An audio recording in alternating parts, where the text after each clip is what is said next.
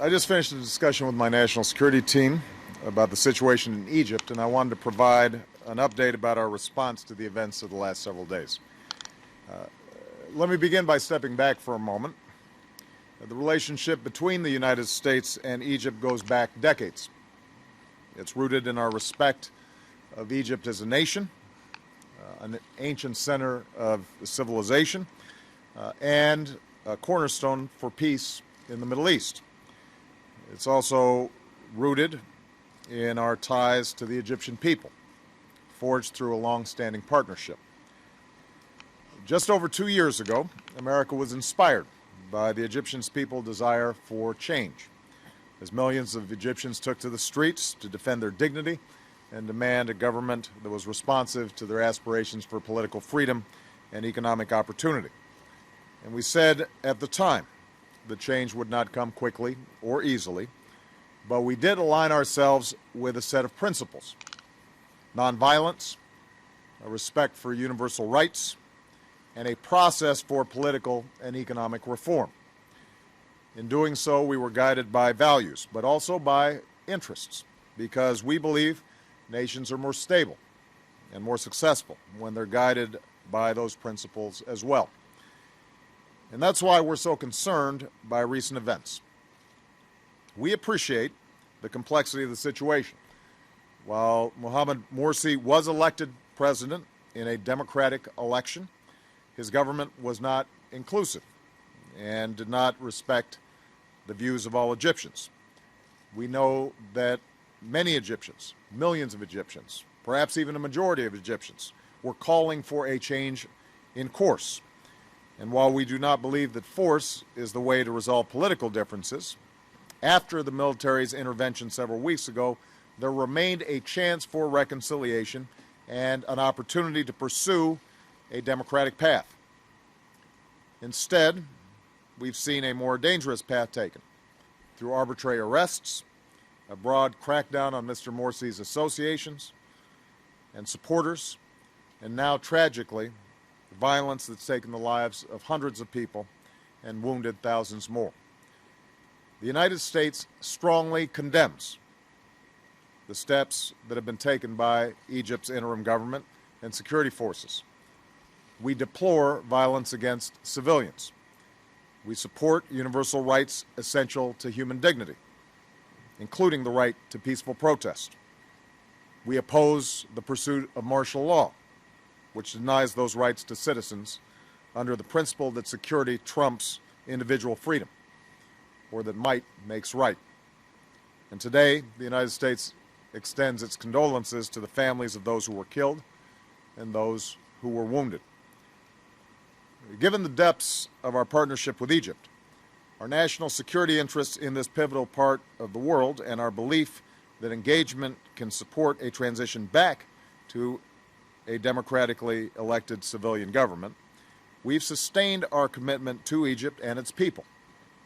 But while we want to sustain our relationship with Egypt, our traditional cooperation cannot continue as usual when civilians are being killed in the streets and rights are being rolled back.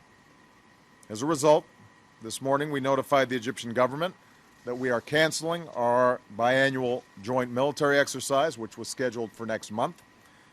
Going forward, I've asked my national security team to assess the implications of the actions taken by the interim government and further steps that we may take as necessary with respect to the U.S.-Egyptian relationship. Let me say that the Egyptian people deserve better than what we've seen over the last several days. And to the Egyptian people, let me say the cycle of violence and escalation needs to stop. We call on the Egyptian authorities to respect the universal rights of the people.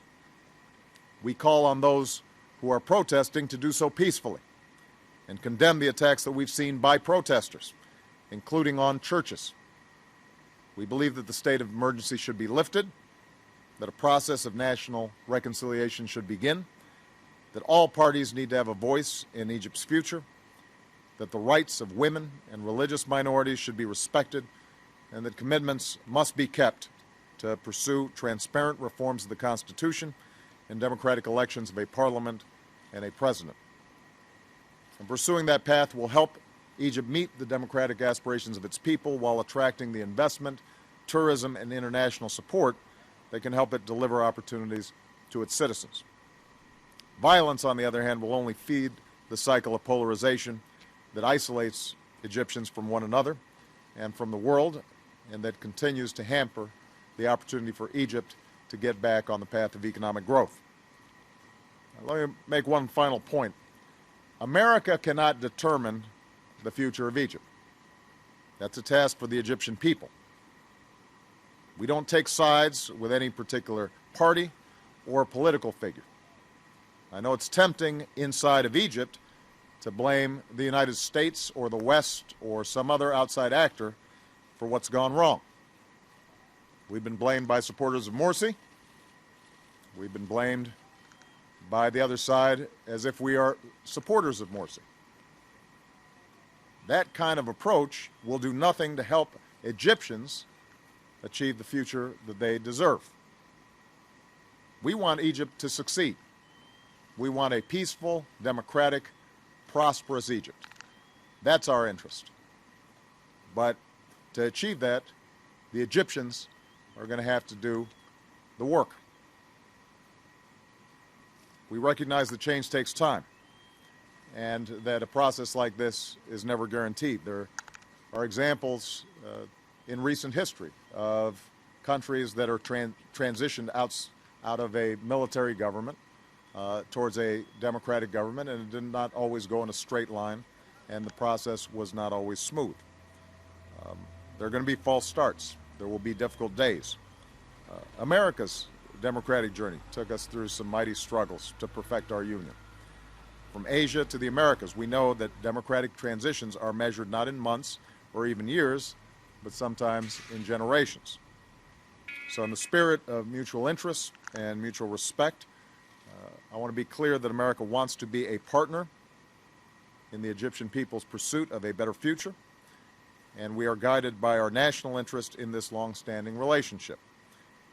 But our partnership must also advance the principles that we believe in, and that so many Egyptians have sacrificed for these last several years, no matter what party or faction they belong to. So America will work with all those in Egypt and around the world who support a future of stability that rests on a foundation of justice and peace and dignity. Thank you very much.